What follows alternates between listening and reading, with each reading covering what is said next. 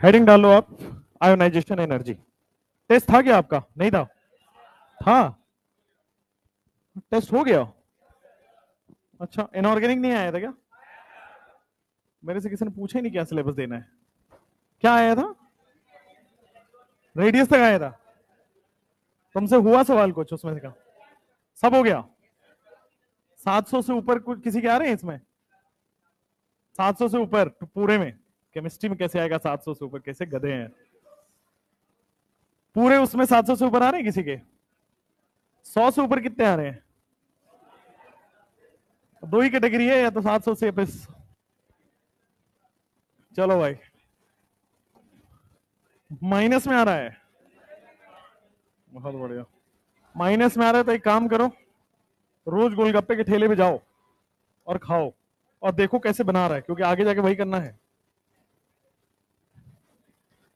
चलो भाई, ionisation energy topic डाल लीजिए। आयोनाइजेशन एनर्जी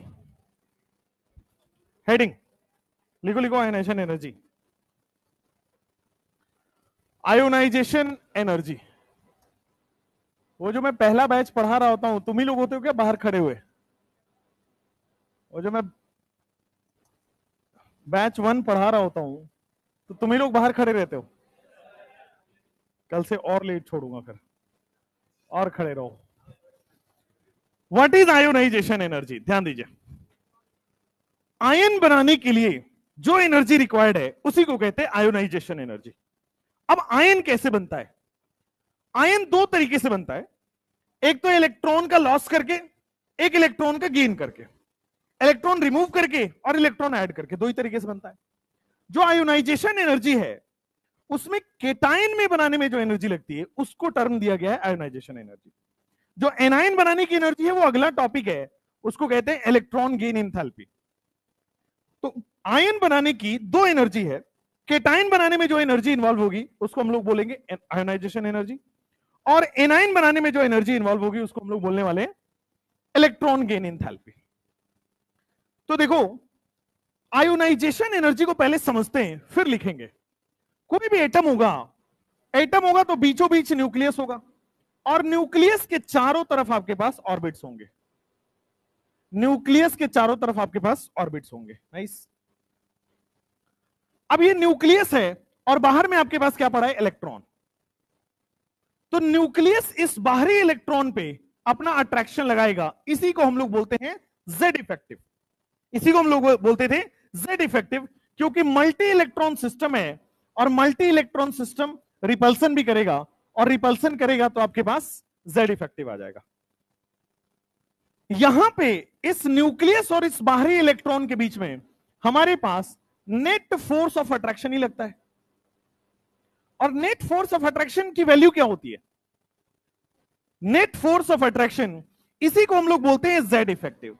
और इस जेड इफेक्टिव को देखो, दो चार्ज के बीच में अट्रैक्शन है, दो चार्ज के बीच में फोर्स ऑफ अट्रैक्शन है, प्लस और माइनस के बीच में फोर्स ऑफ अट्रैक्शन है। तो क्या मैं इसको लिख दूं, दो चार्ज के बीच में क्या यही फोर्स ऑफ अट्रैक्शन होगा? अब आपको जाके समझ आया होगा, जेड इफेक्टिव कुछ नहीं है, वो के Q1 Q2 upon are square ही है। चार्ज के बीच में फोर्स ही लग रहा है वो। दिस इज सिंपली, जो फिजिक्स में आप फोर्स पढ़ते हो इलेक्ट्रोस्टैटिक्स में, वही है वो जेड इफेक्टिव। तो अब देखो, यहां पे इस न्यूक्लियस और इस आउटर मोस्ट इलेक्ट्रॉन में कुछ फोर्स ऑफ अट्रैक्शन लग रहा है, एक दूसरे से चिपकना चाह रहे हैं, फोर्स ऑफ अट्रैक्शन लग रहा है। अब मुझे क्या करना है, इसको केटाइन बनाना है। तो केटाइन के लिए इलेक्ट्रॉन हटाना पड़ेगा, रिमूव करना पड़ेगा, लॉस करना पड़ेगा।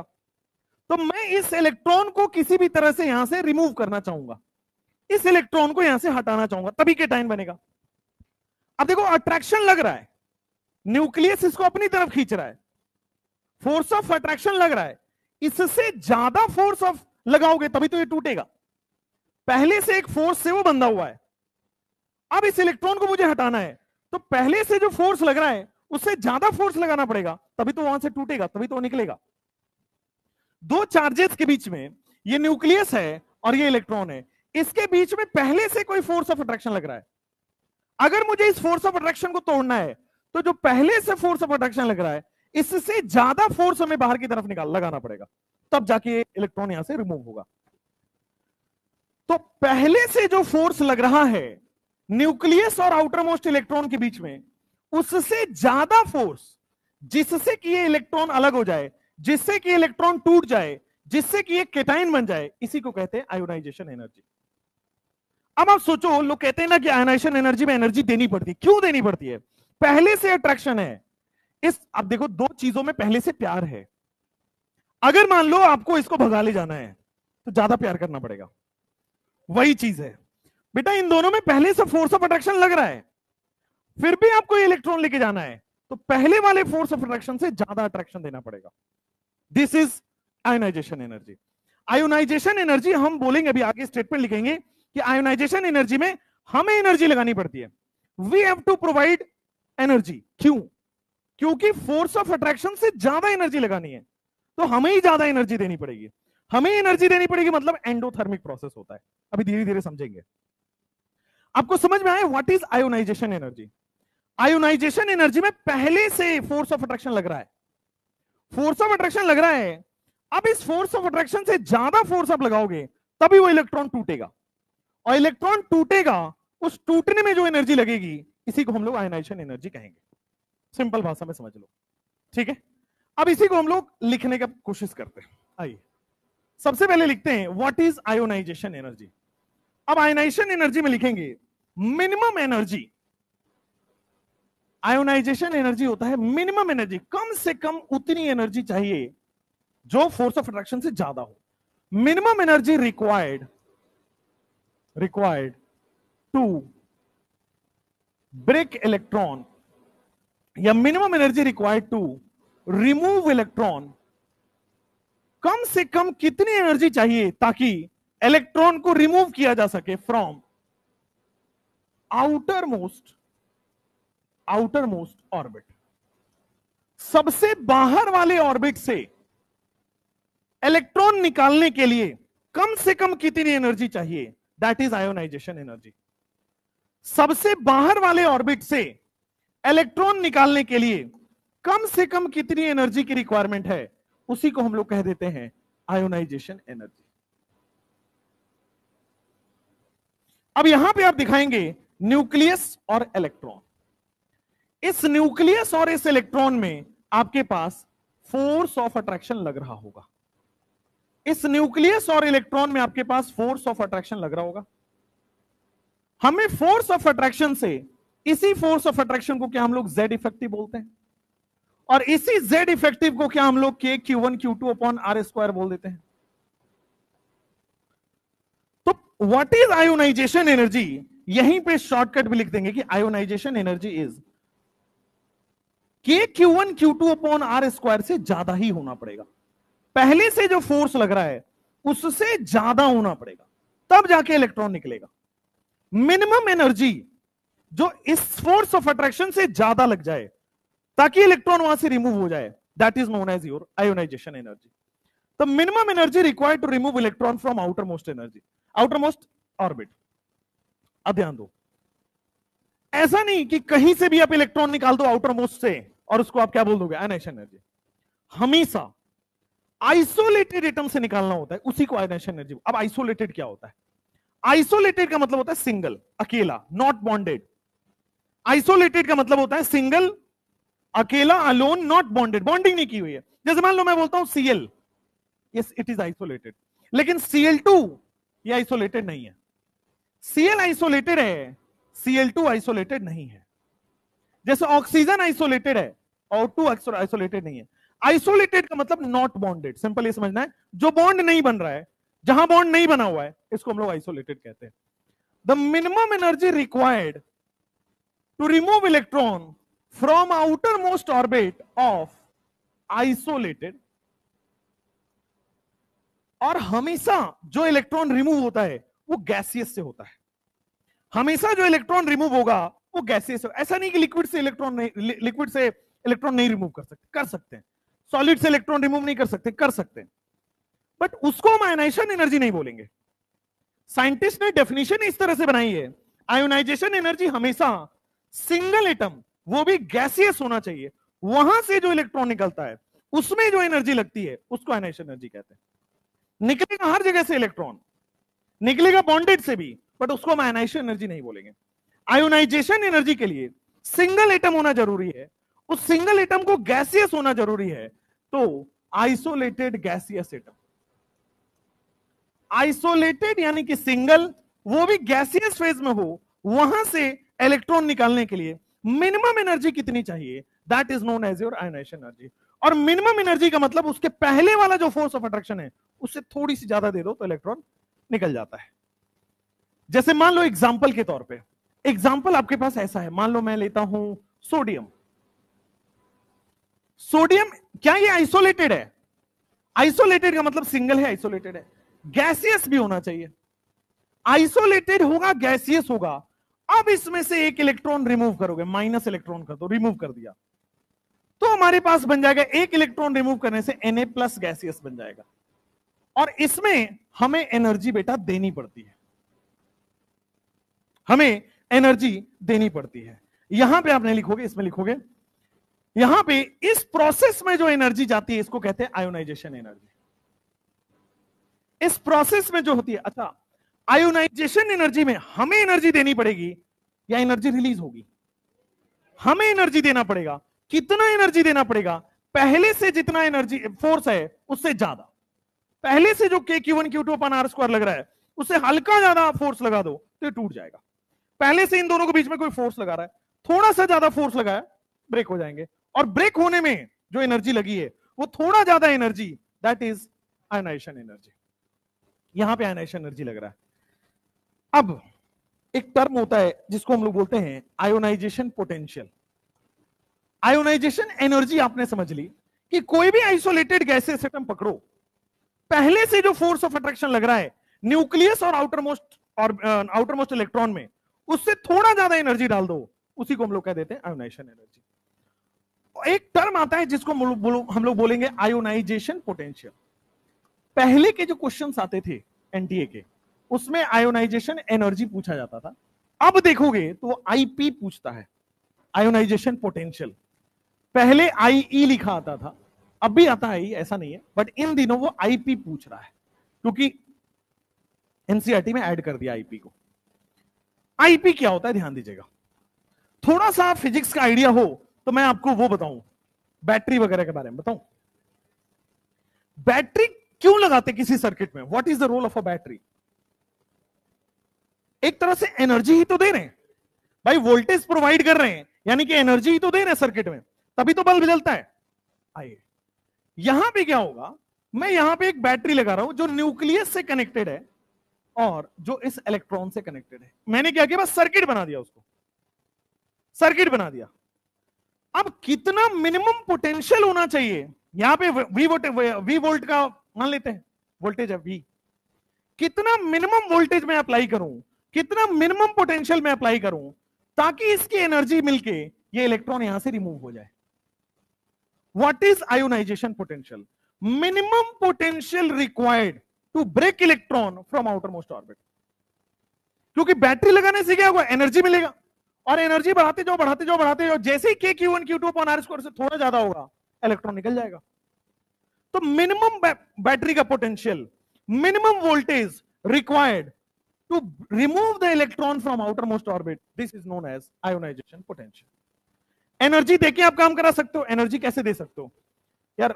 स्टोव पे रख दो, गैस पे रख दो, एनर्जी मिल जाएगी, ठीक है। आप एक फायर गन होता है, आपने शायद देखा हो, नहीं देखा हो, फायर गन होता है जैसे वो MBA चाय वाला टाइप्स जहां होते हैं वहां पे रखते हैं फायर गन से ना, वो चीज को पिघलाते हैं, अगर आपने देखा हो तो।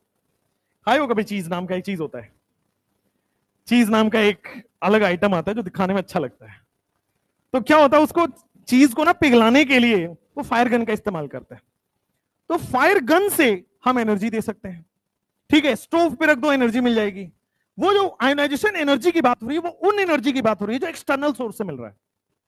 यहां पे जो पोटेंशियल में एनर्जी मिल रही है वो बैटरी से मिल रही है। तो what is ionisation potential? Minimum potential of the battery या minimum voltage of the battery जितने में इतनी एनर्जी मिल जाए कि ये इलेक्ट्रॉन यहां से रिमूव हो जाए। और कितनी एनर्जी चाहिए होगी? के Q1 Q2 upon are square से थोड़ा सा ज्यादा। तो what is ionisation potential? Minimum potential, minimum potential, potential को लिख लेना ब्रैकेट में वोल्टेज, मिनिमम पोटेंशियल अप्लाइड, कम से कम कितना पोटेंशियल चाहिए? Minimum potential applied across atom, minimum potential applied across atom to remove electron from outermost orbit, to remove electron from outermost orbit, to remove electron from outermost orbit of an isolated gaseous atom, to remove electron from isolated gaseous atom से outermost electron को remove करने के लिए कम से कम कितनी potential apply करें ताकि के Q1 Q2 upon are square से ज्यादा एनर्जी लग जाए।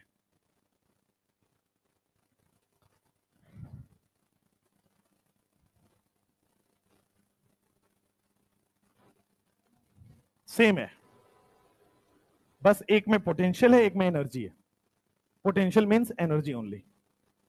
तीसरा एक डेफिनेशन आता है आयोनाइजेशन एंथैल्पी। थर्मोडायनेमिक्स थोड़े बहुत पढ़े लिखे हो? क्या होता है एंथैल्पी?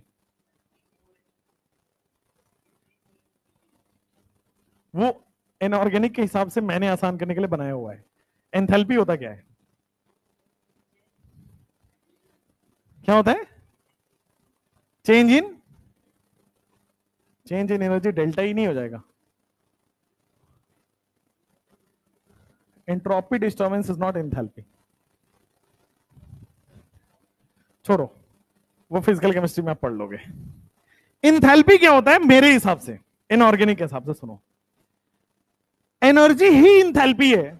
थर्मोडायनेमिक्स में अलग है, यहां पे एनर्जी ही एंथैल्पी है। अगर मैं एक इलेक्ट्रॉन की जगह मैं एक मोल इलेक्ट्रॉन की बात करूं, जैसे मैंने यहां बोला energy required to remove one electron या एन इलेक्ट्रॉन, एक इलेक्ट्रॉन की बात हो रही है। अगर मैं बोलूं energy required to remove one mole electron from outer most orbit, उसी को हम लोग क्या बोल देंगे? एंथैल्पी। एक इलेक्ट्रॉन की बात हो रही हो उसको एनर्जी बोलते हैं। एक मोल इलेक्ट्रॉन की कभी बात बोल दे एंथैल्पी बोल देंगे। ठीक, one electron energy, one mole electron enthalpy, खत्म कहानी। तो what is ionisation enthalpy? Minimum energy required to remove one mole electron, when minimum energy required to remove one mole electron from outermost orbit, एक मोल की energy को ही enthalpy बोलते हैं। From outermost orbit of an isolated gaseous atom, एक isolated gaseous atom से एक मोल electron को निकालने की जो एनर्जी लगेगी, इसी को हम लोग क्या बोलते हैं? Ionisation enthalpy.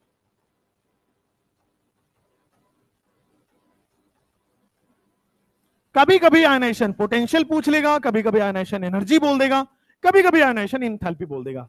तीनों का मतलब एक ही है, बस रेफरेंस अलग अलग है।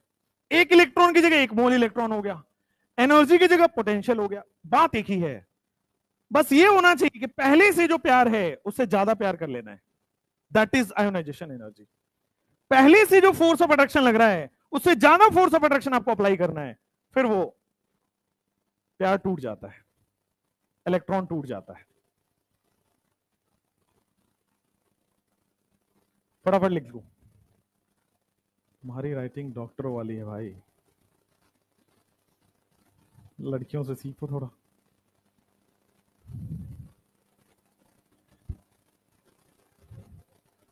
तुम तो मत ही लिखो ना यार, नोट से पढ़ लेना। तुम्हारी राइटिंग, मैंने बताया था मेरे दोस्त है वो ऐसे लिखता है, पैरासिटामोल, बताया था। वही वही तैयारी चल रही है उसकी, 3 बार बता चुका हूं। अब मैं चुप रहूंगा भाई। आ जाओ, आयोनाइजेशन एनर्जी की बात कर लेते हैं। तो ये हो गया आयोनाइजेशन पोटेंशियल भी हो गया, आयोनाइजेशन एंथैल्पी भी हो गया। फोर्स ऑफ अट्रैक्शन जो पहले से लग रहा है उससे ज्यादा देना पड़ता है, that is known as your ionisation energy. चलिए अब लिखेंगे आगे successive ionisation energy. Next topic is successive ionisation energy. Next topic is successive ionisation energy.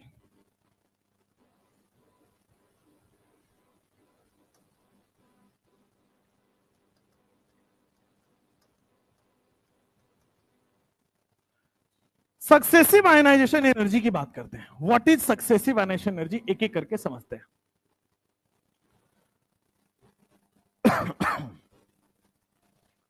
Successive ionisation energy, एक चीज तो आपको क्लियर हो गई होगी कि आयोनाइजेशन एनर्जी क्या है। आयोनाइजेशन एनर्जी का मतलब होता है केटायन के बनने में जो एनर्जी लगती है, केटायन के बनने में जो एनर्जी लगेगी उसी को हम लोग आयोनाइजेशन एनर्जी कहते हैं। केटायन के बनने में जो एनर्जी लगती है उसी को हम लोग आयोनाइजेशन एनर्जी कहते हैं।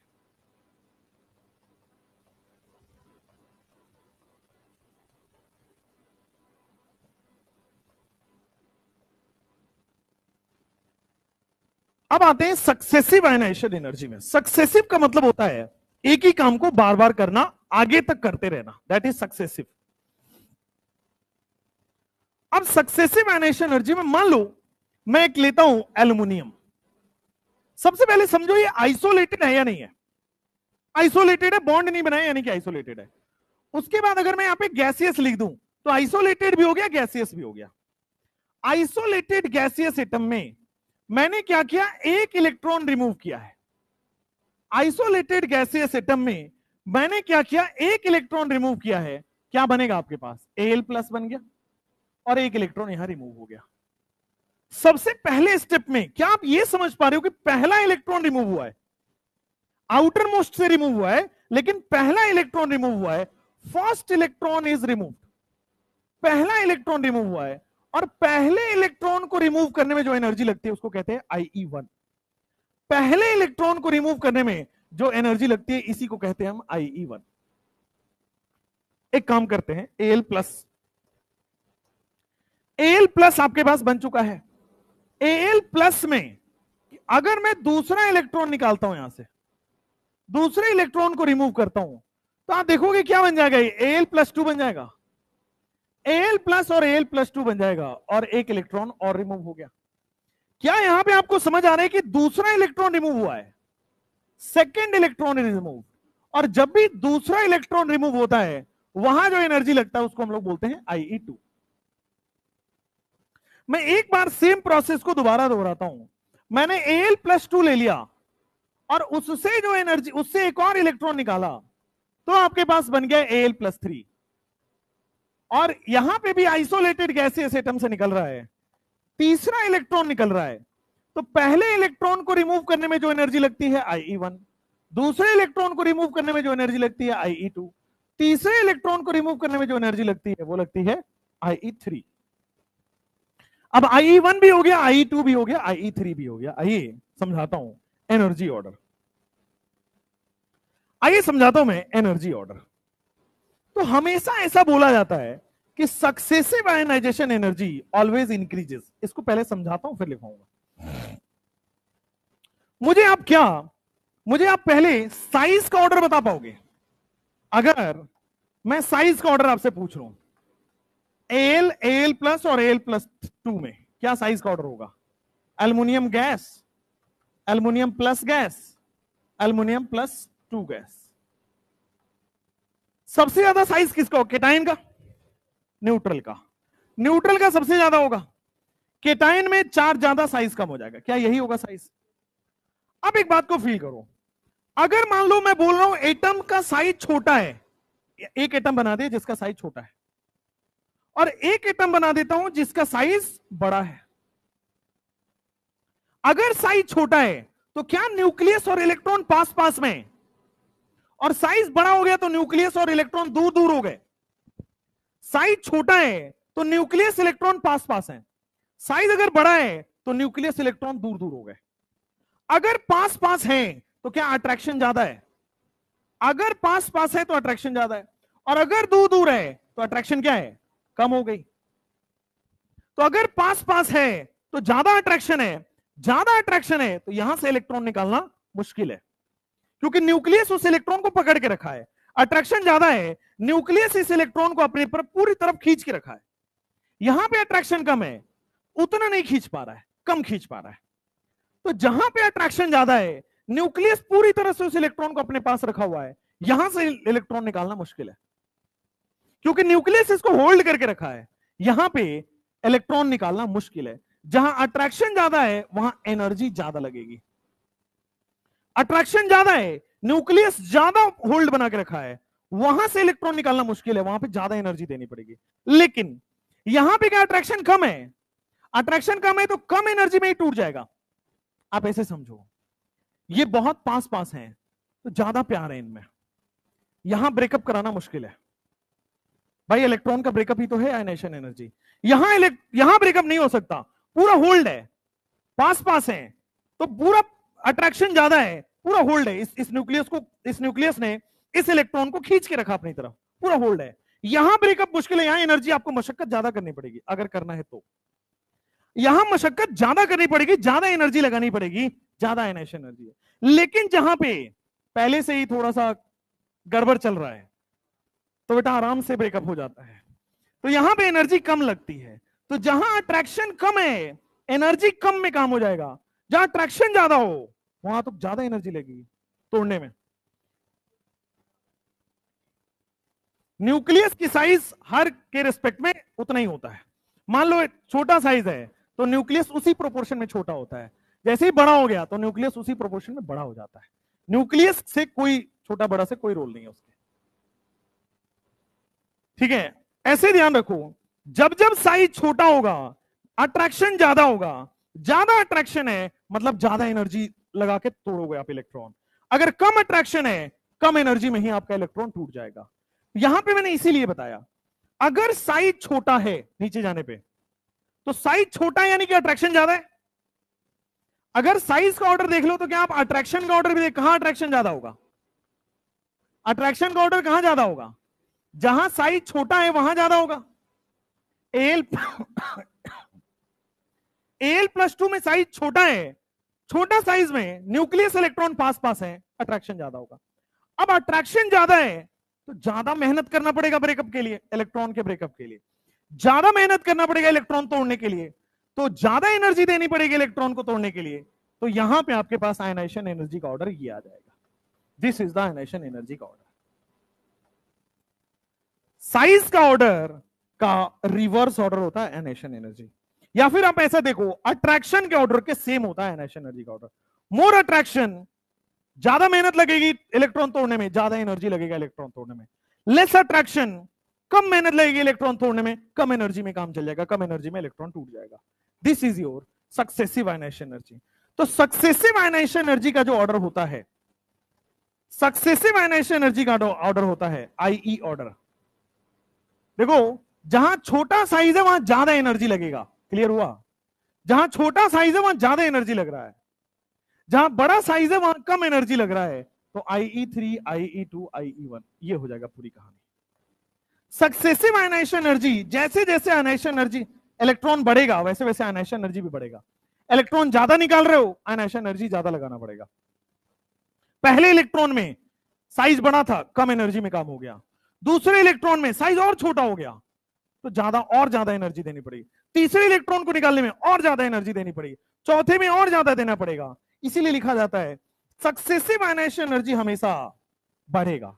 जैसे जैसे इलेक्ट्रॉन का नंबर बढ़ेगा वैसे वैसे आयनाइजेशन एनर्जी भी बढ़ेगा। फर्स्ट इलेक्ट्रॉन में कम आयनाइजेशन एनर्जी, सेकेंड इलेक्ट्रॉन में थोड़ा ज्यादा एनर्जी, थर्ड इलेक्ट्रॉन में और ज्यादा एनर्जी, फोर्थ इलेक्ट्रॉन में और ज्यादा एनर्जी। सक्सेसिव आयनाइजेशन एनर्जी बढ़ता चला जाता है। लिख लो फटाफट, सक्सेसिव आयनाइजेशन एनर्जी। पहले समझो IE1 किसको कहते हैं? जब पहला इलेक्ट्रॉन रिमूव होता है that is IE1।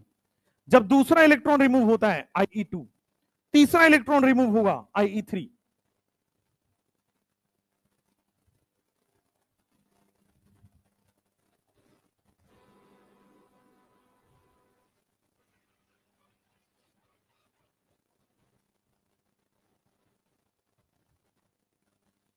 Size order.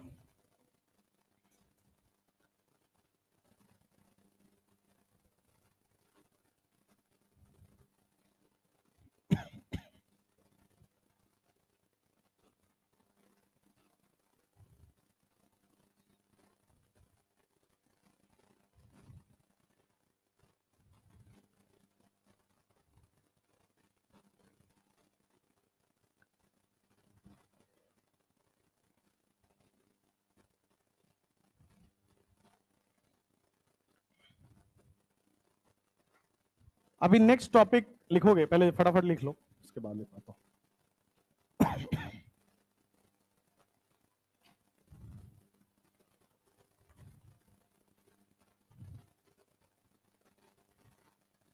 ये किसका कॉपी है? आप लोग में से किसी का है? फ्रेश कॉपी है।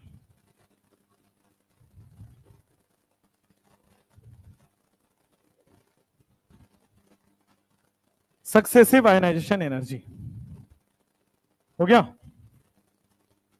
लिखो लिखो फटाफट लिखो।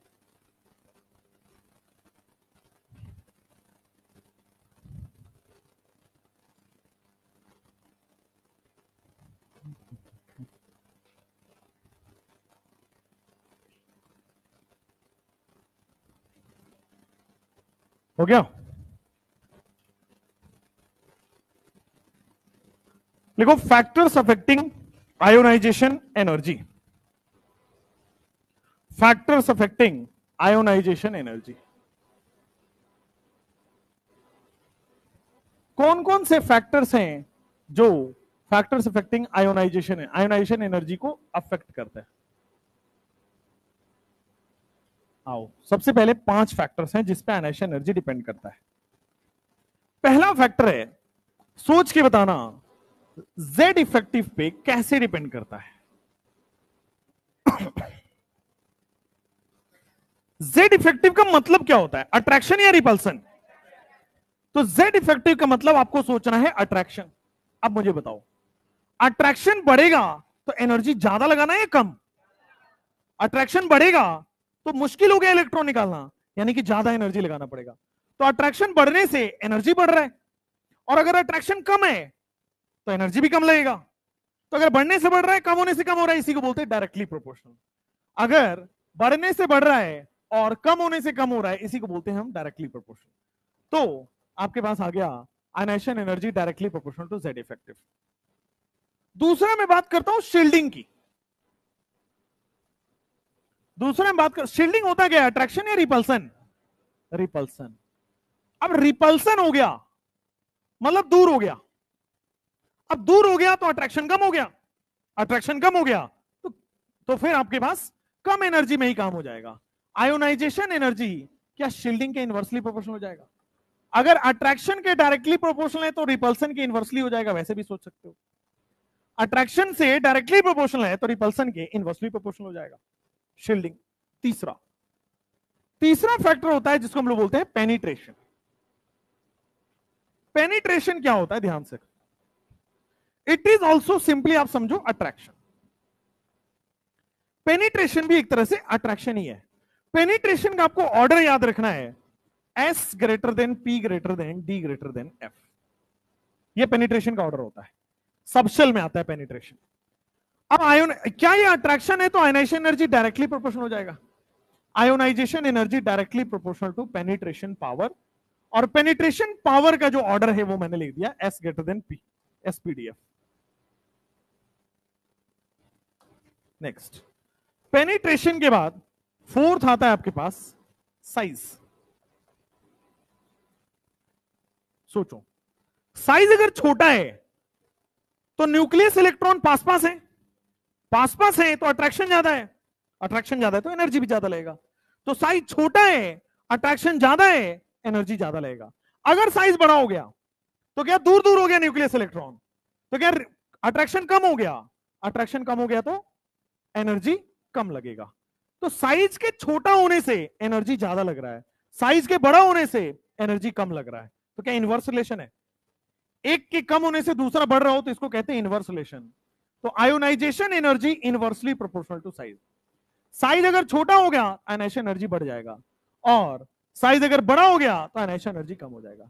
साइज से अट्रैक्शन का रिलेशन है।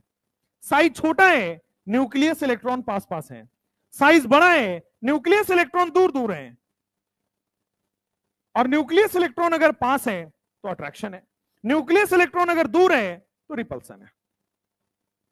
अट्रैक्शन होगा तो एनर्जी ज्यादा लगेगी, अट्रैक्शन कम होगा तो एनर्जी कम लगेगी। More the attraction more the energy, lesser the attraction lesser energy. जो पांचवा फैक्टर है वो इंपॉर्टेंट है।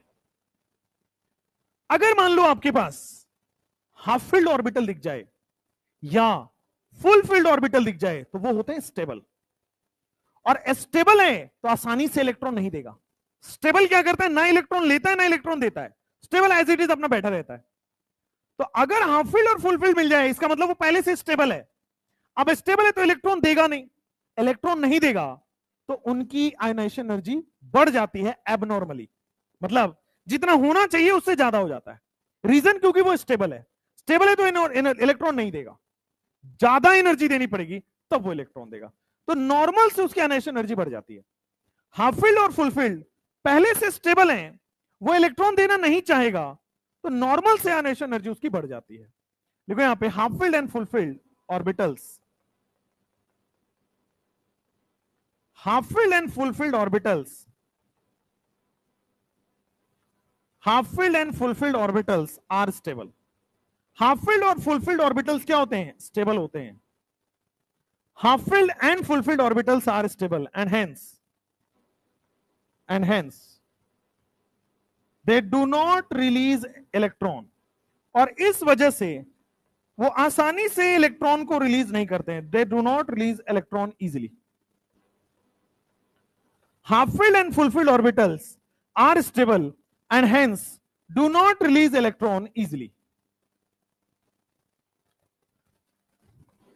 their ionization energy is higher than normal।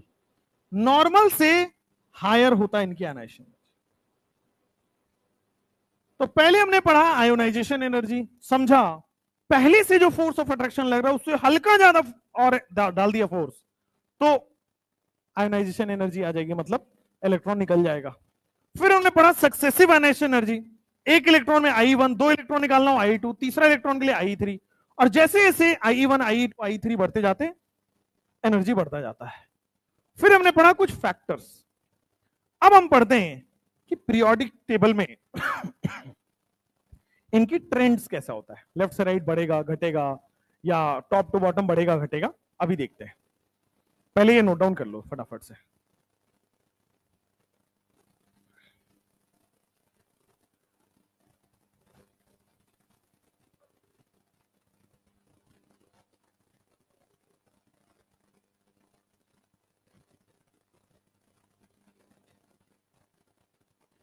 Factors affecting ionisation energy के बाद लिखो trends of ionisation energy in periodic table.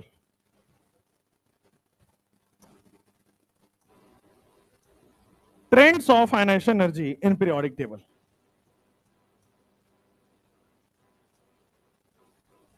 अभी biology की क्लास थी क्या आपकी? किसका? एक और बायो है। फिजिक्स कहां गया तुम्हारा? आज छुट्टी है सर की, ऐसा क्यों? अच्छा okay okay. Trends of ionisation energy in periodic table. तो अगर मैं बात करता हूं पीरियड में और मैं बात करता हूं लेफ्ट टू राइट, पीरियड में लेफ्ट से राइट में, जब मैं लेफ्ट से राइट जा रहा होता हूं तो क्या जेड इफेक्टिव बढ़ता है? अगर जेड इफेक्टिव बढ़ रहा है तो क्या अट्रैक्शन बढ़ रहा है? अगर अट्रैक्शन बढ़ रहा है तो क्या इलेक्ट्रॉन निकालना मुश्किल हो रहा है? इलेक्ट्रॉन निकालना मुश्किल हो रहा है तो ज्यादा एनर्जी देना पड़ेगा, तो लेफ्ट से राइट आयनाइजेशन एनर्जी बढ़ता है। लेकिन अगर मैं बात करता हूं ग्रुप में टॉप से बॉटम, तो जेड इफेक्टिव से तो ये सॉल्व नहीं होता है क्योंकि जेड इफेक्टिव तो कांस्टेंट है। साइज से जरूर फर्क पड़ता है। टॉप से बॉटम के साइज बढ़ता है और साइज बढ़ने से न्यूक्लियस और इलेक्ट्रॉन दूर दूर हो गया और दूर दूर होने से अट्रैक्शन कम हो गया, अट्रैक्शन कम होने से आयनाइजेशन एनर्जी भी कम हो गया।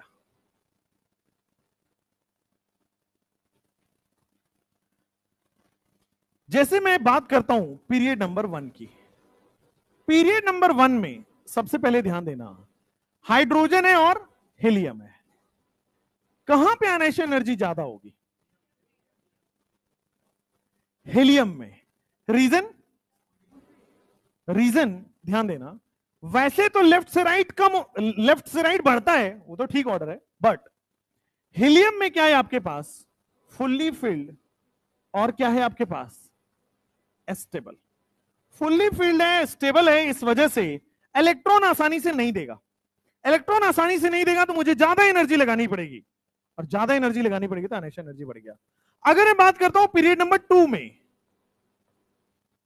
Lithium, beryllium, boron, carbon, nitrogen, oxygen, fluorine, neon. अब थोड़ा पीछे चलते हैं, पीछे वाले पॉइंट पे। जब मैंने बोला हाफ फील्ड और फुल फील्ड, इसका क्या मतलब है? पीरियोडिक टेबल में हाफ फील्ड और फुल फील्ड कहां दिखेगा आपको? पीरियोडिक टेबल में बता देता हूं, देखो, अगर आपके पास ग्रुप 2 का एलिमेंट रहे तो वो होता है फुल्ली फिल्ड। अगर आपके पास ग्रुप 18 रहे तो वो होता है फुल्ली फिल्ड। अगर आपके पास ग्रुप 15 रहे तो वो होता है हाफ फिल्ड। बाकी जगह देखना ही नहीं है, केवल 3 जगह देखना होता है। ग्रुप 2 में क्या होता है आप ध्यान दोगे तो NH2 इलेक्ट्रॉन आता है। ग्रुप 2 में अगर आप ध्यान देखो तो IgNH2 लिखते थे, फुल्ली फिल्ड है। ग्रुप 18 में लिखे तो देखो ये भी फुल्ली फिल्ड है, NH2NP6 होता था। ग्रुप 15 की बात करूं तो NH2NP3 लिखते थे, तो देखो हाफ फिल्ड है। 6 होना चाहिए पी में, 3 है, हाफ फिल्ड है। तो केवल 3 जगह देखना है, हाफ फील्ड और फुल फील्ड।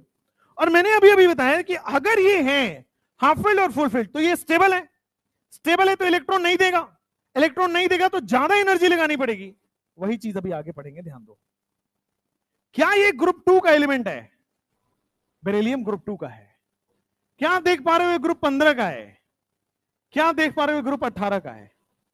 तो ग्रुप 2, ग्रुप 15, ग्रुप 18 ये तो फुलफिल्ड है, ये भी, ये हाफ फील्ड है और फुल फील्ड है।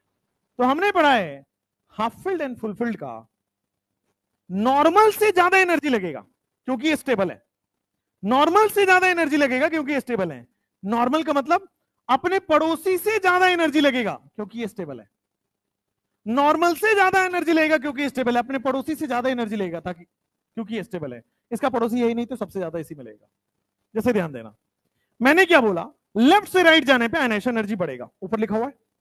लेफ्ट से राइट जाओगे आयनाइजेशन एनर्जी बढ़ेगा, तो लेफ्ट से राइट जाओगे आयोनाइजेशन एनर्जी बढ़ेगा। बट चूंकि ये फुलफिल्ड है, पड़ोसी से भी बढ़ जाएगा। जनरली होना क्या चाहिए था, ये लेफ्ट से राइट आयनाइजेशन एनर्जी बढ़ना चाहिए, बट ये पड़ोसी से भी आयनाइजेशन एनर्जी बढ़ जाएगा। क्यों? फुलफिल्ड है। फुलफिल्ड है तो नॉर्मल से ज्यादा आयनाइजेशन एनर्जी हो जाएगी। तो फुलफिल्ड है तो अपने पड़ोसी से ज्यादा आयनाइजेशन एनर्जी दिखाएगा। लिथियम के बाद आएगा बोरोन, बोरोन के बाद आएगा बेरिलियम।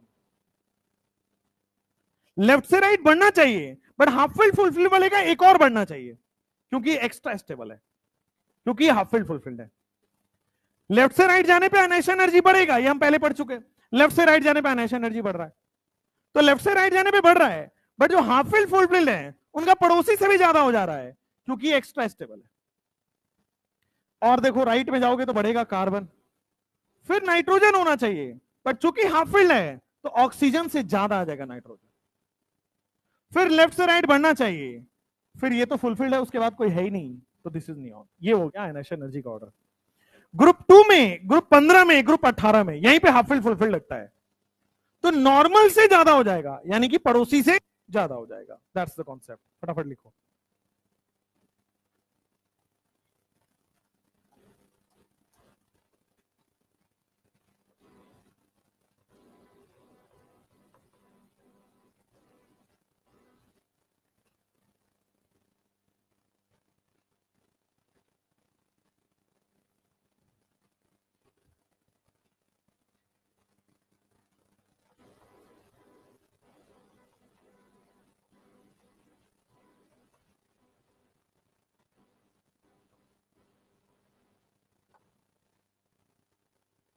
पीरियड नंबर 4 में, पीरियड नंबर 3 में आयनाइजेशन एनर्जी कर रहा है। ये ग्रुप नंबर 2 है, फुलफिल्ड होगा। ग्रुप नंबर 15 है, हाफ फिल्ड होगा। ग्रुप नंबर 18 है, फुलफिल्ड होगा। लेफ्ट से राइट जाने पे बढ़ता है, बट हाफ फिल्ड फुलफिल्ड वालों का पड़ोसी से ज्यादा बढ़ जाता है, क्योंकि एक्स्ट्रा स्टेबल है। तो लेफ्ट से राइट जाने पे आयनाइजेशन एनर्जी बढ़ेगा, but fulfilled and half filled वालों का पड़ोसी से भी ज्यादा बढ़ जाएगा।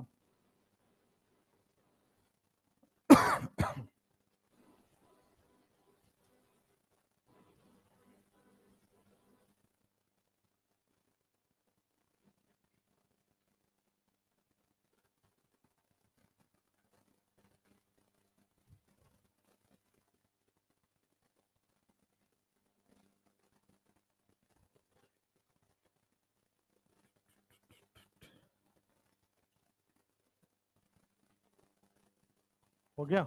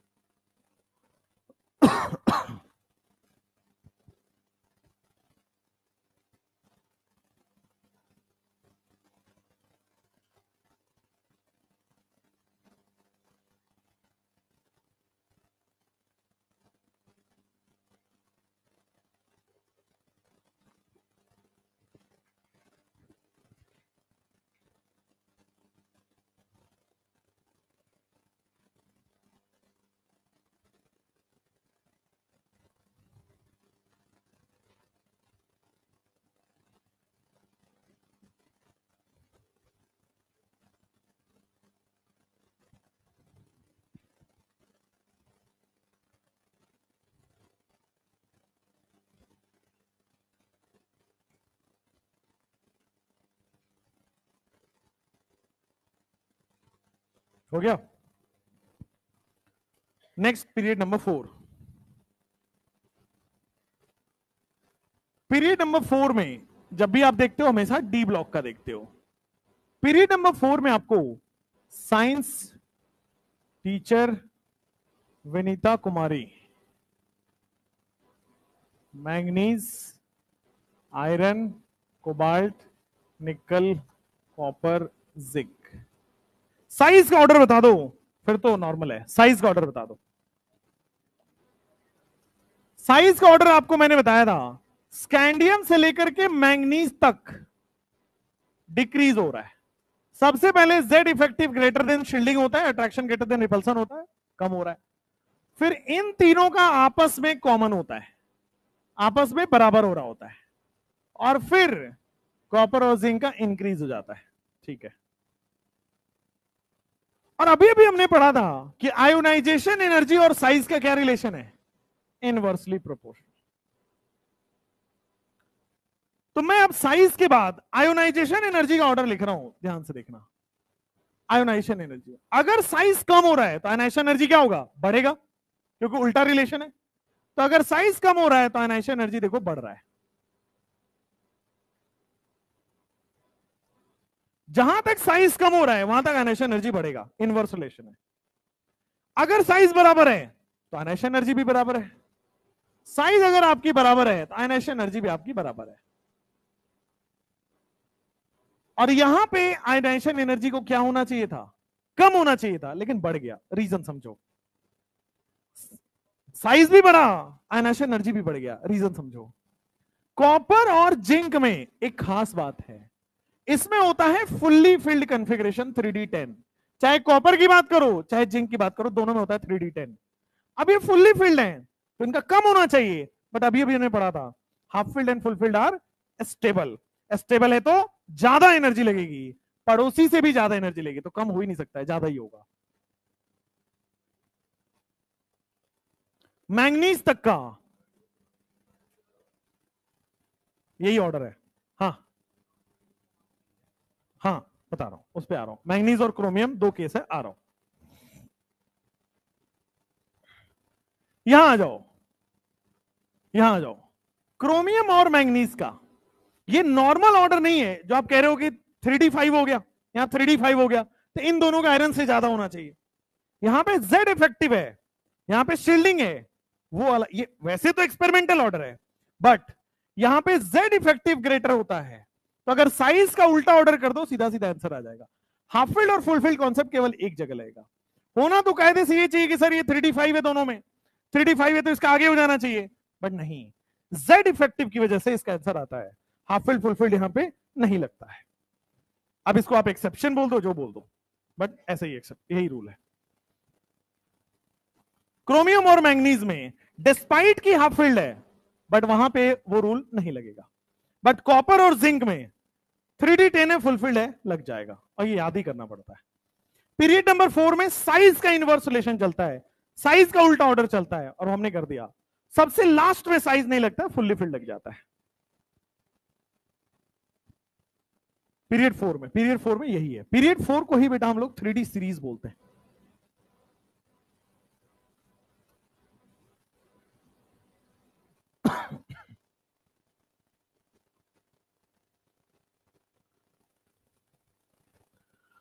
अगर मैं ग्रुप नंबर 1 की बात करता हूं, आयनाइजेशन एनर्जी कैसे निकलेगा, लिख लिया यहां तक।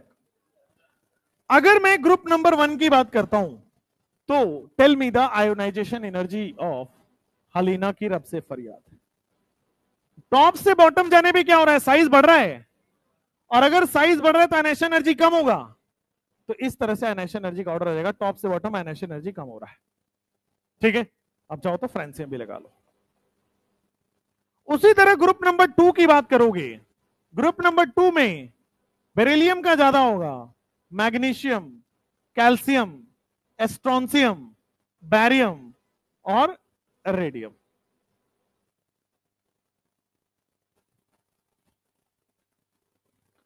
अगर आपसे कोई पूछे ग्रुप नंबर 18 का, तो अगेन सेम केस होगा, नीचे जाने पे आयनाइजेशन एनर्जी कम होता है,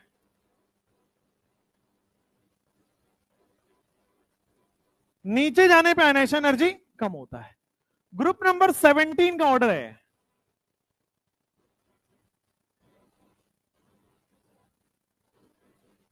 नीचे जाने पे आयनाइजेशन एनर्जी कम होता है।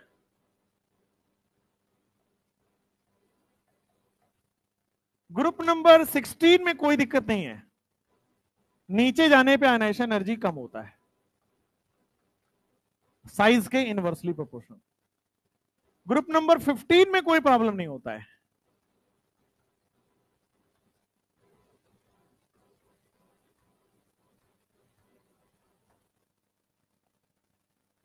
ग्रुप नंबर 14 और 13 में थोड़ा सा अलग रिलेशन है आयनाइजेशन एनर्जी का, दो एक्सेप्शंस हैं, इसलिए मैं अलग से लिख रहा हूं। ग्रुप नंबर 14 और 13 में, ग्रुप नंबर 14 में होना क्या चाहिए था कि ये ऑर्डर आपके पास होना चाहिए था,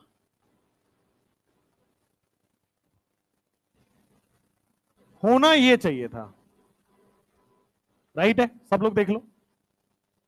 क्या ग्रुप नंबर 14 का यही ऑर्डर होना चाहिए था, टॉप से बॉटम आयनाइजेशन एनर्जी कम होगा। बट होता क्या है, due to lanthanide contraction, due to lanthanide contraction ये दोनों बदल जाता है, ड्यू टू लेंथेनाइड कॉन्ट्रैक्शन ये दोनों आपका बदल जाता है। The change is due to lanthanide contraction. तो यहां पे एक एक्सेप्शनल ऑर्डर आता है, वो मैंने लिखवा दिया आपको, लेंथेनाइड कॉन्ट्रैक्शन की वजह से आता है। ग्रुप नंबर 13 में तो और ब्लेंडर होता है, ग्रुप नंबर 13 में दोनों ही लग रहा होता है, ट्रांजिशन और lanthanide. Why the abrupt order, क्यों उल्टा ऑर्डर आया, because of two things, transition भी लग रहा है यहां पे एंड लेंथेनाइड भी लग रहा है, ट्रांजिशन कॉन्ट्रैक्शन भी लग रहा है और आपके सामने लेंथेनाइड कॉन्ट्रैक्शन भी लग रहा है, transition contraction and lanthanide contraction.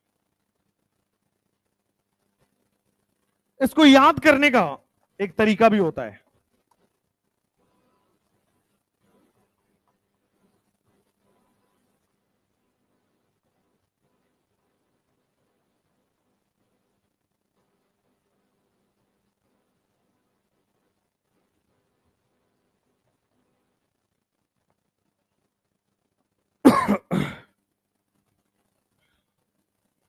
बंद करके ताला गया एल्युमिनियम इंडिया।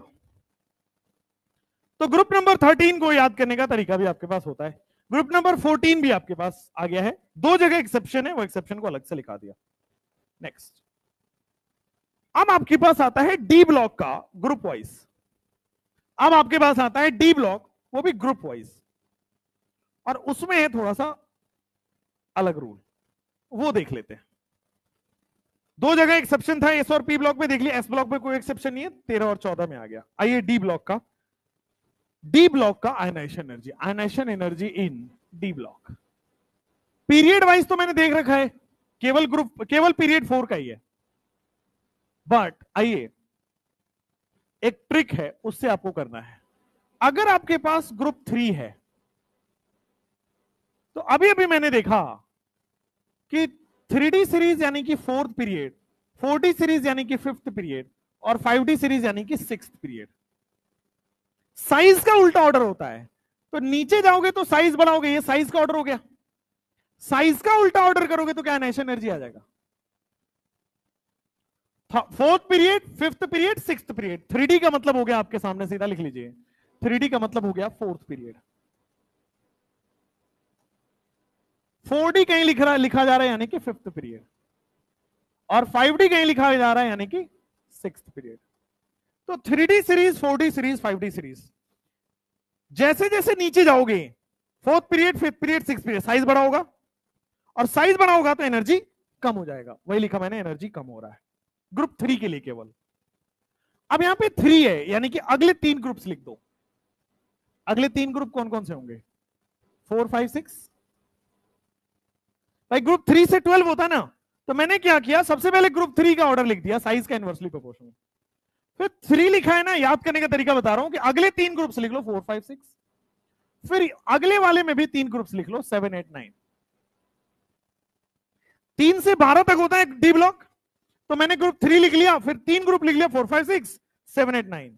अब देखो रिमेनिंग 3 ग्रुप बचे, उसमें से 10 ऊपर, 11, 12 नीचे। फिर से ध्यान देना, ये अलग है, इसके बिना सॉल्व ही नहीं होगा, और ये ट्रिक है, आप रटते रह जाओगे नहीं सॉल्व होगा, बट ये शॉर्ट ट्रिक है। सबसे पहले क्या करो, ग्रुप 3 लिखो। ग्रुप 3 में हमने क्या किया, साइज और आयनाइजेशन एनर्जी इनवर्सली प्रोपोर्शनल है। आप ionization energy inversely proportional to size लिखो, size inversely proportional to ionization energy लिखो, बात एक ही है। अवॉइड कंफ्यूजन, इसलिए आप सीधा लिख लो ionization energy inversely proportional to size किया। ठीक है। ग्रुप 4, 5, 6 और 10 में, ग्रुप 4, 5, 6 और 10 में एकदम उल्टा ऑर्डर कर दो। ग्रुप 4, 5, 6 और 10 में एकदम रिवर्स ऑर्डर कर दो। आपके पास ग्रुप 4, 5, 6 और 10 में ये ऑर्डर होता है आयनाइजेशन एनर्जी का, और रिमेनिंग वाले में आपके सामने आ जाएगा 3D, फिर 5D और फिर 4D।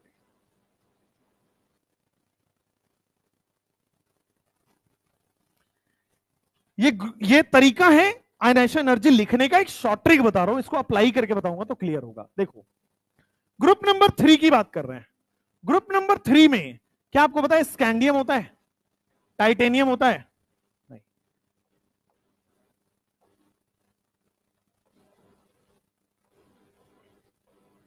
अब देखो, ये 4th पीरियड है, 5th पीरियड है, 6th पीरियड है, 7th पीरियड है। 3D series, 4D series, 5D series, 6D series. नीचे जाने पे साइज बड़ा होगा क्या, और साइज का इनवर्सली प्रोपोर्शनल कर दो तो आपके पास आ जाएगा आयनाइजेशन एनर्जी का ऑर्डर। ग्रुप 3 आ गया। ग्रुप 3 आपके पास कॉमनली आ चुका है, ग्रुप 3। अब मैं बता रहा हूं आपको ग्रुप 4 का। ग्रुप 4 का ऑर्डर मैंने अभी लिखा है, ग्रुप 4, 5, 6 और 10। ग्रुप 4, 5, 6 और 10 उल्टा ऑर्डर चलता है। आ जाओ यहां पे। ग्रुप 4 में क्या हमने किया हुआ है, टीना जरीना हाफ। तो ग्रुप 4 में जो आयनाइजेशन एनर्जी चलता है वो उल्टा ऑर्डर चलता है। देखो लिखा हुआ है, ग्रुप 4 में जो ऑर्डर चलता है उल्टा ऑर्डर है, याद ही करना पड़ेगा। याद करने का ट्रिक बताया है। सबसे पहले ग्रुप 3 का लिखना है, वो तो साइज का इनवर्सली प्रोपोर्शनल नॉर्मल ऑर्डर है। बाकी के 3 ग्रुप, रिमेनिंग 3 ग्रुप, बचे हुए 3 ग्रुप को 1 और 2 में डिवाइड करना है। तो ग्रुप 3 वाले का उल्टा ऑर्डर कर देंगे तो आपके पास यहां आ गया। उसी तरह ग्रुप 5 की बात करते हैं एक बार। ग्रुप 5, ग्रुप 5 में भी क्या वही ऑर्डर होगा, नीचे जाने पे बढ़ेगा। ग्रुप नंबर 6 में क्या ऑर्डर होगा, सेम ऑर्डर हो रहा है, ग्रुप नंबर 7 में क्या ऑर्डर होगा? ग्रुप 7, ग्रुप 8, ग्रुप 9, ये तीनों का अलग ऑर्डर होगा, ठीक है। ग्रुप 10 का बता दो। 10 में मन पे को, ये हो गया 7, 8, 9। फिर आएगा ग्रुप नंबर 10 में निकल, निकाह पढ़ो पंडित। नीचे जाने पे क्या ये आपके पास आ जाएगा? This will be the order. Group number 11 और ग्रुप नंबर 12 में फिर अगेन डिफरेंट ऑर्डर होगा। ग्रुप नंबर 11 और ग्रुप नंबर 12 में फिर आपके पास डिफरेंट ऑर्डर होगा, आप ध्यान देना। ग्रुप नंबर, इसमें क्या होता है? मन तक रे। इसमें क्या होता है? फिर आपके सामने याद है कौन रहता इधर, यहां पे आ जाएगा कॉपर से आगे सोना, जमाने में सीडी होगा। अब आ जाओ, मैंने बोला इसका सबसे ज्यादा 5D होगा। ग्रुप नंबर 7, 8, 9 वालों का ध्यान से देखना, सबसे ज्यादा 5D का होगा, ठीक है। फिर आपके पास 3D का होगा, और फिर सबसे कम किसका हो जाएगा? 4D का हो जाएगा। 4D का है MN। क्या हमने सही ऑर्डर लिखा है यहां पे? यहां पे आप ऐसा करिए, सबसे ज्यादा 5D का होगा, फिर 3D का होगा, और सबसे ज्यादा 4D, सबसे कम 4D का, ये ऑर्डर होता है। तो देखो, सबसे ज्यादा 5D का, फिर 3D का, और सबसे कम 4D का। इसमें भी अगर इस ग्रुप का कोई आयनाइजेशन एनर्जी पूछ रहा है, सबसे ज्यादा 5D का, फिर आपके सामने 3D का, और सबसे कम हो जाएगा 4D। सेम आपके पास आ जाएगा इरिडियम सबसे ज्यादा, फिर कोबाल्ट, और फिर सबसे कम रेनियम। सेम यहां पे आएगा, ये डी ब्लॉक खोलोगे, ये क्वेश्चन आपके पास एनसीईआरटी में दिया हुआ है। एयू का सबसे ज्यादा, फिर कॉपर, और फिर सिल्वर। सिमिलरली मरकरी का सबसे ज्यादा, फिर जिंक, और फिर कैडमियम। और ये याद करना पड़ता है कौन से ग्रुप में क्या ऑर्डर चलता है। ग्रुप 3 में नीचे जाने पे साइज बढ़ेगा, आयनाइजेशन एनर्जी कम होगा। ग्रुप 4, 5, 6 और 10 में ग्रुप 3 वाले का उल्टा ऑर्डर चलता है। और रिमेनिंग ग्रुप्स में 5D, 3D, 4D, सिंपल। अगर आपसे कोई पूछे तो ग्रुप 3 का 3D का ज्यादा होगा, then 4D and then 5D, यही चलता है। ग्रुप 4, 5, 6 और 10 का उल्टा कर दो, 5D सबसे ज्यादा, फिर 4D और 3D सबसे कम, उल्टा कर दिया पूरा। ग्रुप 7, 8, 9, 11 और 12, इनका कितना हो जाएगा? 5D, 3D, 4D। इसके अलावा और कोई मेथड नहीं है डी ब्लॉक वालों का आयोनाइजेशन एनर्जी देने का। इसके अलावा और कोई मेथड नहीं होने वाला है।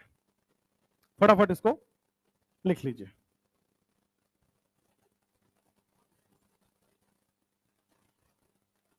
कोई डाउट है?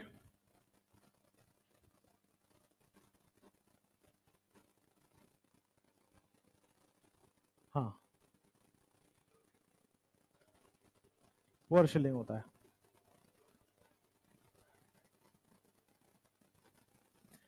पुअर शिल्डिंग हुआ तो साइज कम हो गया। पुअर शिल्डिंग का मतलब साइज कम हो गया। साइज कम हो गया तो एनर्जी बढ़ेगा ना।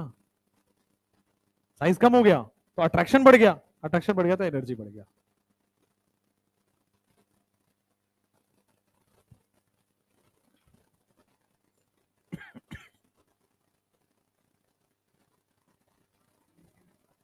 कहां पे? यहां? अच्छा, सबसे ज्यादा 5D, फिर आ जाएगा 3D, फिर आ जाएगा 4D।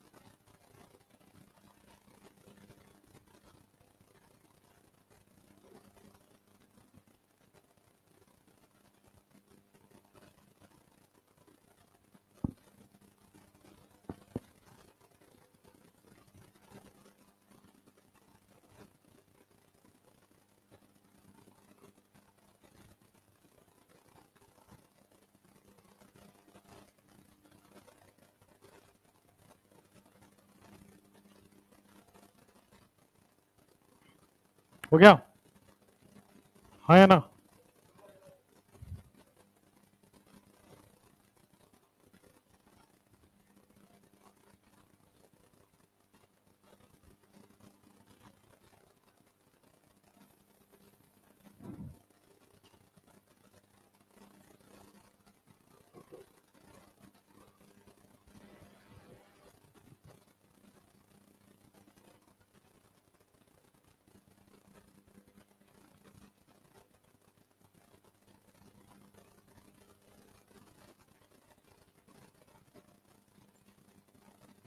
चलो नेक्स्ट।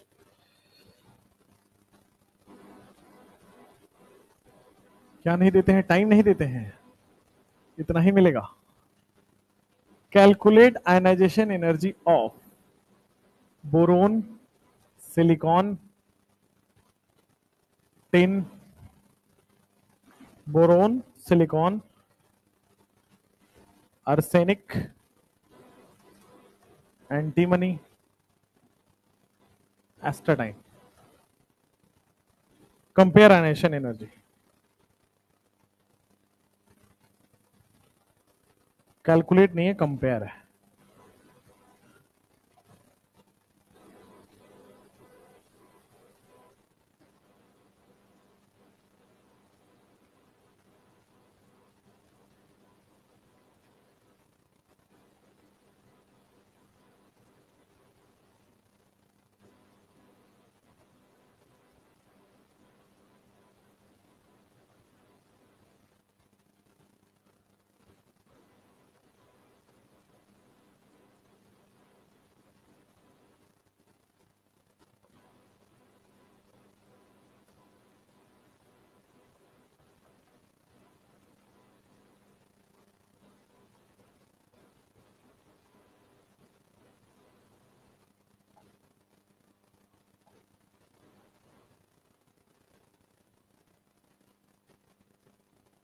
फटाफट करो।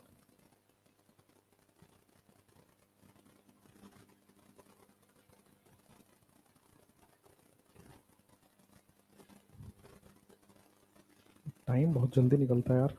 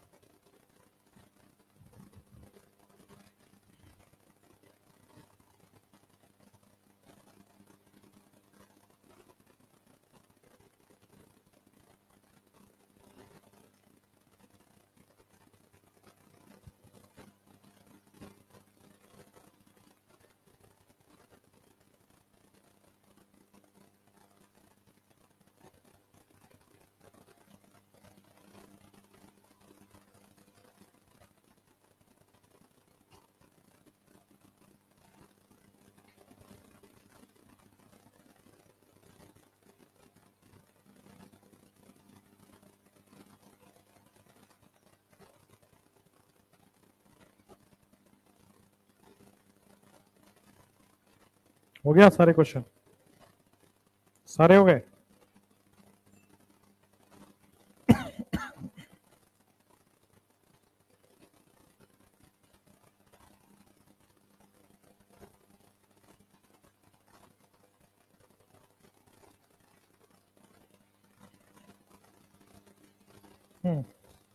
आ जाओ, क्वेश्चन करते हैं। Question number 1।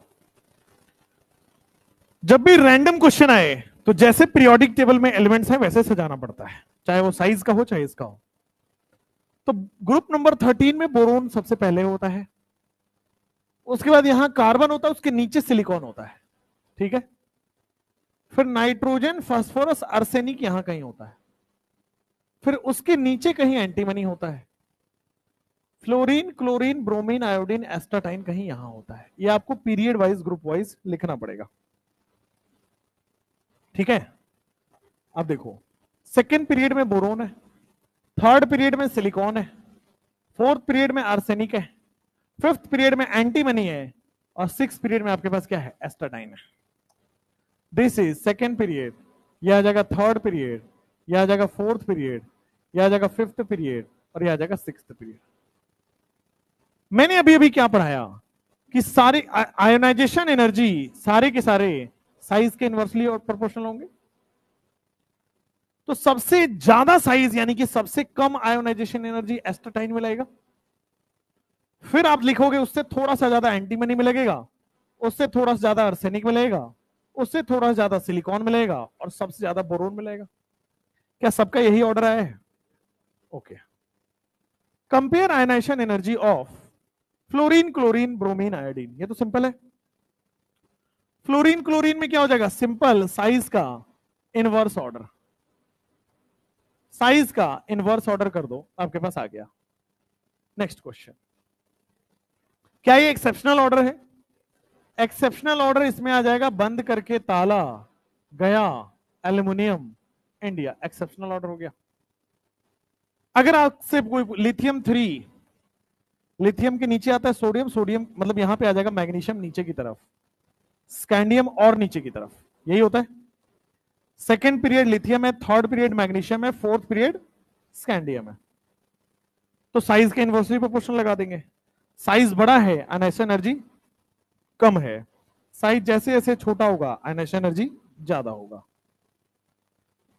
साइज के इनवर्सली प्रोपोर्शनल। अगर आपको डिफरेंट डिफरेंट एलिमेंट्स आए तो पीरियोडिक टेबल में जिस जिस पीरियड में जिस जिस ग्रुप में है सिंपली आपको नोट डाउन कर लेना है, दैट्स इट। और कोई आपको दिमाग नहीं लगाना है इसमें। एक तो ये तरह का क्वेश्चन आएगा, या तो पूरे पीरियोडिक टेबल लिखा दिया उसमें कहीं से क्वेश्चन आ जाएगा, या फिर क्वेश्चन पूछता है कंपेयर IE1, IE2, IE3, इस तरह के क्वेश्चन आता है ना। Next type 2 questions. आपके पास आयनाइजेशन एनर्जी में दूसरे तरह का जो क्वेश्चन बनता है वो ये बनता है टाइप 2 क्वेश्चन। टाइप 2 क्वेश्चन आता है कि compare IE1 ionisation energy 1 and IE2 for chromium and manganese.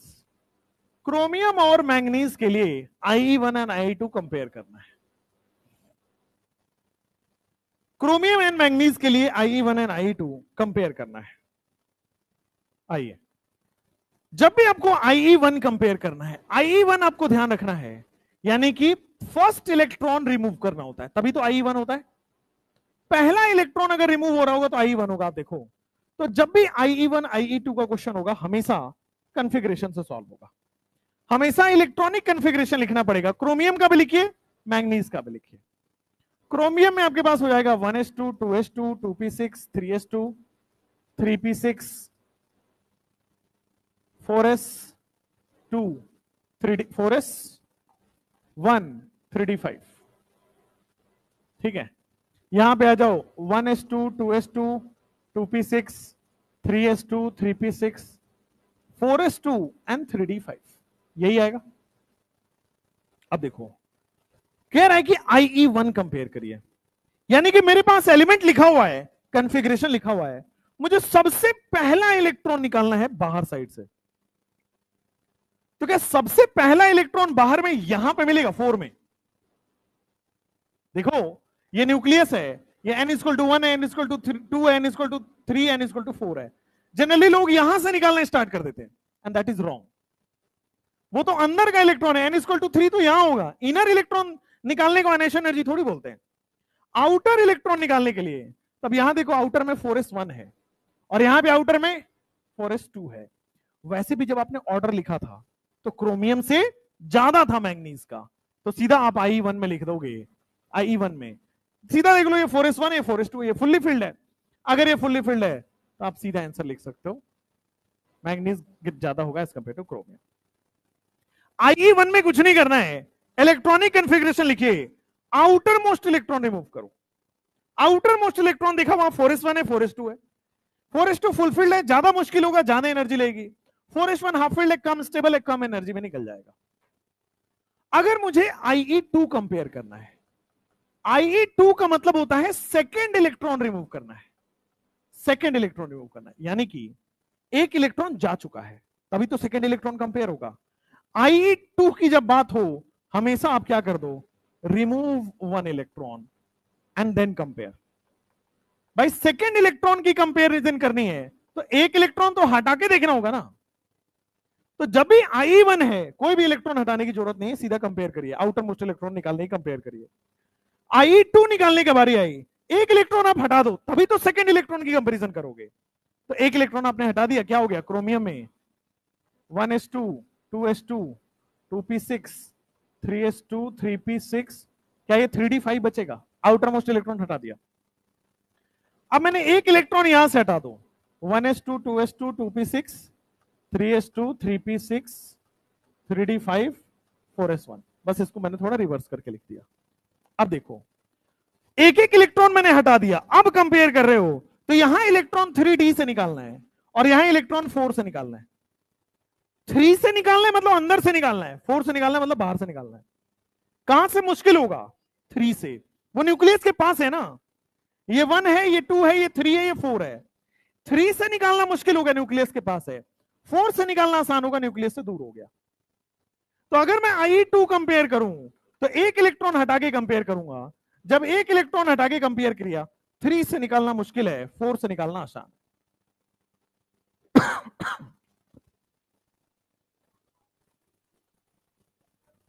वही देख रहे हैं, हाफ फील्ड और फुल फील्ड देख रहे हैं।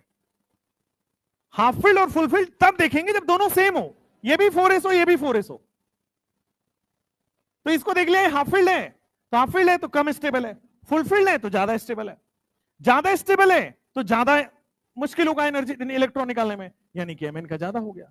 हाफ फील्ड है तो कम है, तो कम एनर्जी में काम हो जाएगा। यहां पे देखो, अब आप कह रहे हो सर ये भी हाफ फील्ड है, ये भी हाफ फील्ड है। अरे दोनों सेम थोड़ी है, सेम होते तब 3D में कंपेयर करना होता, तब हाफ फील्ड फुल फील्ड देखते। यहां तो ऑर्बिट ही बदल गया, एक अंदर का ऑर्बिट है 3, एक अंदर बाहर का ऑर्बिट है 4। कौन आसान पड़ेगा? 4 वाला, दूर है ना, अट्रैक्शन कम है। नजदीक है, अट्रैक्शन ज्यादा है, मुश्किल पड़ेगा वहां इलेक्ट्रॉन निकालना।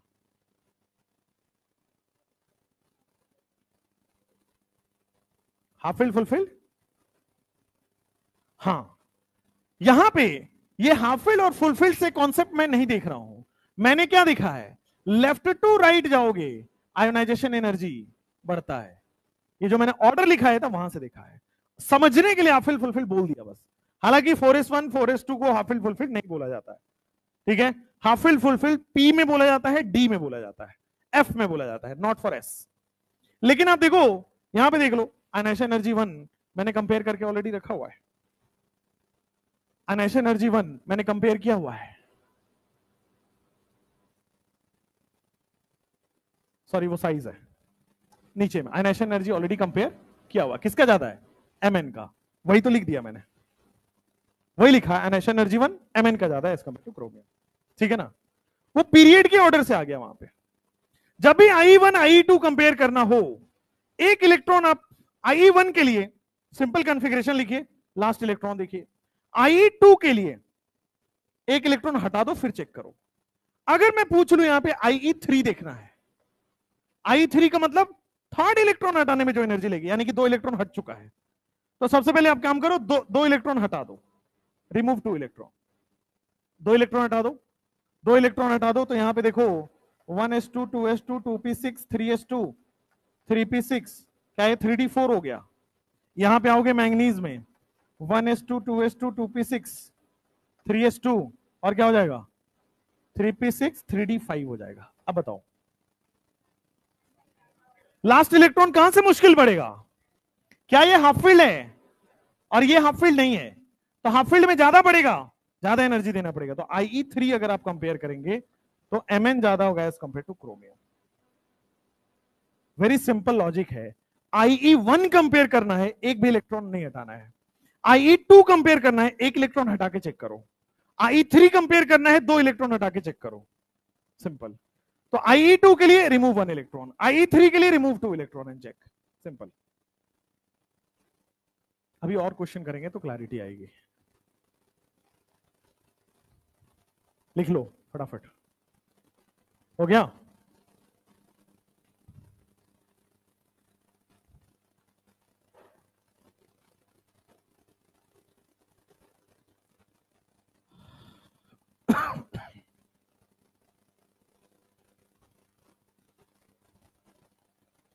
बायोलॉजी में क्या पढ़ रहे हो आप लोग? ह्यूमन हेल्थ, क्या? ब्रीदिंग एंड एक्सचेंज,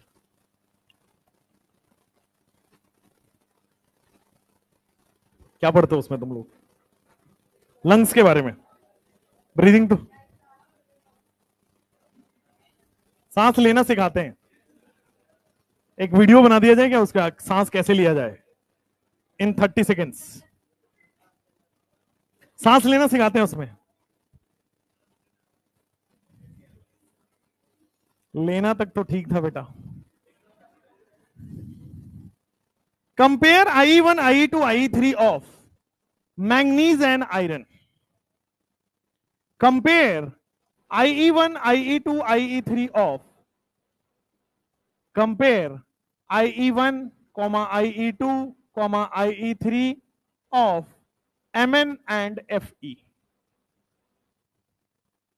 Mn की जहां तक बात करोगे तो वो हो जाएगा आर्गन 3d5 4s2, और Fe की बात करोगे तो वो हो जाएगा 3d6 4s2।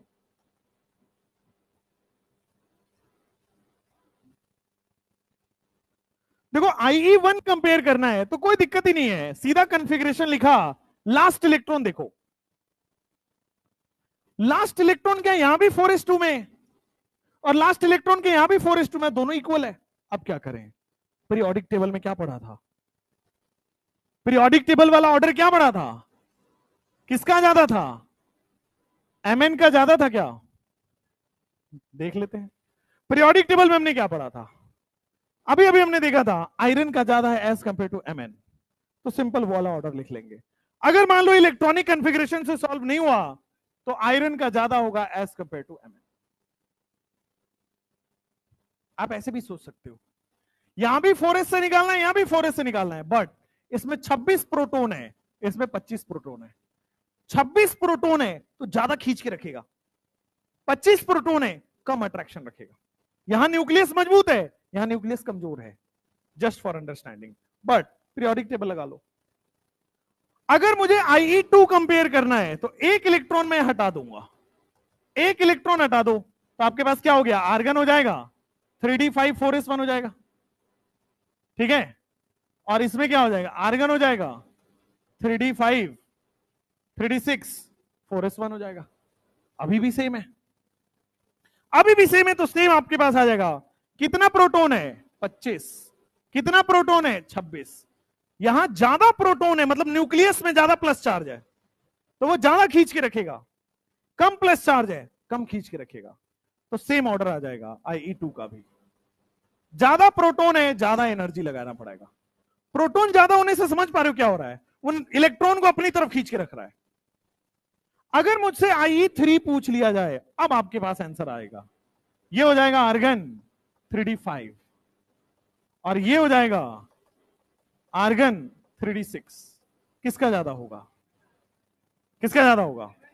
हाफ फील्ड होने की वजह से Mn ग्रेटर देन Fe।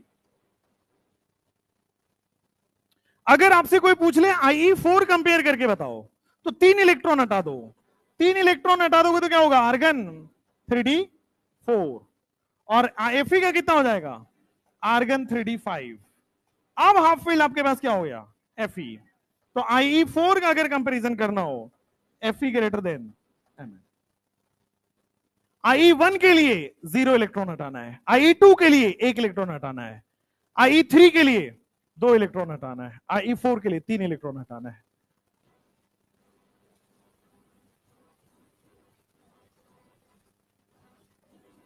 लिख लो। अगर मान लो इलेक्ट्रॉनिक कॉन्फ़िगरेशन से सॉल्व ना हो तो पीरियोडिक टेबल वाला ऑर्डर लिखना होता है। इन दोनों केसेस में नॉर्थ सेम सेम आ रहा है तो कॉन्फ़िगरेशन से सॉल्व नहीं होगा, इसका मतलब पीरियोडिक टेबल वाला लिखना है। या फिर प्रोटॉन ज्यादा है तो एनर्जी ज्यादा लगाना पड़ेगा, खत्म कहानी। जहां ज्यादा प्रोटॉन है वहां ज्यादा एनर्जी लगाना पड़ेगा।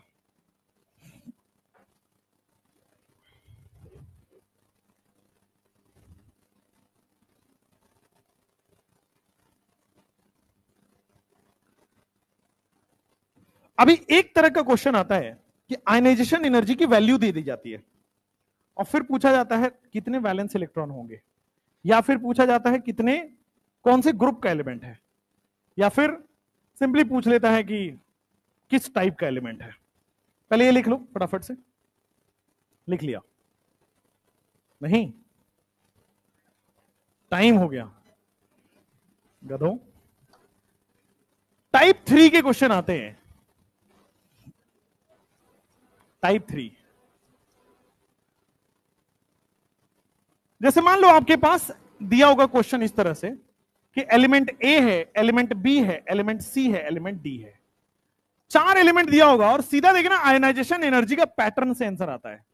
यहां दिया होगा 100 किलो जूल पर मोल, क्वेश्चन दिया यहां पे 150 किलो जूल पर मोल, यहां पे दिया सीधा 800 किलो जूल पर मोल, और यहां पे दिया होगा 900 किलो जूल पर मोल।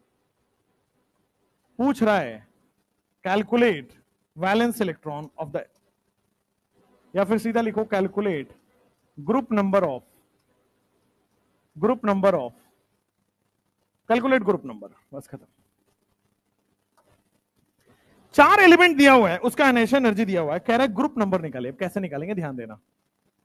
जब भी आपको बहुत सारी एनर्जी दी गई हो और उससे आपको निकालना हो वैलेंस इलेक्ट्रॉन या ग्रुप नंबर, तो एनर्जी में सबसे बड़ा गैप देख लो। एनर्जी में सबसे बड़ा गैप कहां आ रहा है? बी से सी में, वहां लाइन ड्रॉ कर दो। इसके ऊपर की चीजें देखो, नीचे भूल जाओ। ऊपर की चीजें है ना, वही नंबर ऑफ वैलेंस इलेक्ट्रॉन होता है। ऊपर कितने आयनाइजेशन एनर्जी है? 2, यानी कि वैलेंस इलेक्ट्रॉन 2 है, और वैलेंस इलेक्ट्रॉन 2 है तो ग्रुप नंबर कितना आ जाएगा? 2। खत्म। इस टाइप के क्वेश्चन बहुत मतलब सिंपल आ जाते हैं। जैसे मान लो दिया गया है बोरोन और एल्युमिनियम, गैलियम। बोरोन का मत लिखो, लिखो कार्बन, सिलिकॉन, जर्मेनियम, टिन और लेड। ठीक है, यहां पे एलिमेंट दे दिया, यहां पे आपको आयनाइजेशन एनर्जी दे दिया। कह देगा 100 किलो जूल पर मोल, यहां कह रहा है 400 किलो जूल पर मोल, यहां कह रहा है 600 किलो जूल पर मोल, 570 किलो जूल पर मोल, यहां पे कितने होंगे? 1 2 3 4 5, 1 2 3 4, 800 किलो जूल पर मोल। कह रहे हैं match the column. Ionisation energy की वैल्यूज मैच करनी है।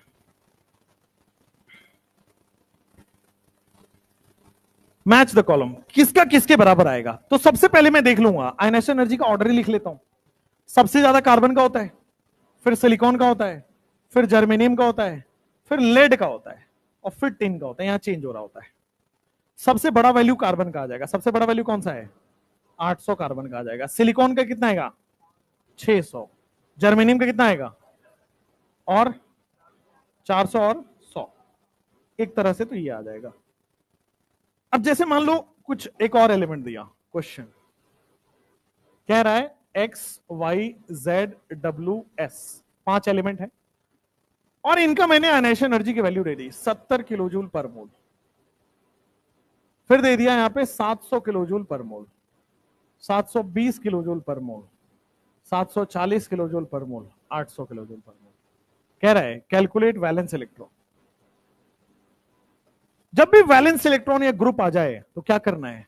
जहां पे सबसे बड़ा गैप है वहां पे लाइन ड्रॉ कर देना है, और इस लाइन से ऊपर देखना है कितने हैं? 1, यानी कि वैलेंस इलेक्ट्रॉन आ जाएगा 1, यानी कि ग्रुप आ जाएगा 1, यानी कि अल्कली मेटल है, यानी कि अल्कली मेटल का आयनाइजेशन एनर्जी लिखा हुआ है। ये ग्रुप नंबर 2 है, यानी कि ये अल्कलाइन अर्थ मेटल का लिखा हुआ है। तो जब भी आपको एनर्जी दे दे और फिर आपसे पूछा कौन सा वैलेंस इलेक्ट्रॉन कौन सा ग्रुप है, तो सिंपली जहां सबसे बड़ा गैप है वहां लाइन ड्रॉ करिए, और उस लाइन से ऊपर ऊपर बस देखिए, जितनी वैल्यूज ऊपर लिखी हुई है वही वैलेंस इलेक्ट्रॉन है। सिंपल, ये पैटर्न है समझने का। ठीक है, तो ये आपके पास आयनाइजेशन एनर्जी है। कल की क्लास कुछ क्वेश्चंस के साथ स्टार्ट करेंगे, अभी इतना ही रखते हैं। ठीक है,